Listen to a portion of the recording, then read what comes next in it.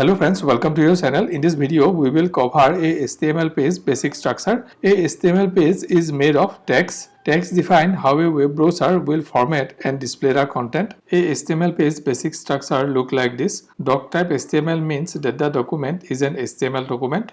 A tag has opening and closing. This is HTML tag opening and closing. This is head tag opening and closing. HTML tag is the root tag in an HTML document. Inside head opening and closing tag, we could write internal CSS and we could keep part of external CSS and JS files. Inside title tag, we write the title of the page. An HTML page title look like this. Inside body opening and closing tag, we write the content of the page that is visible to the end user.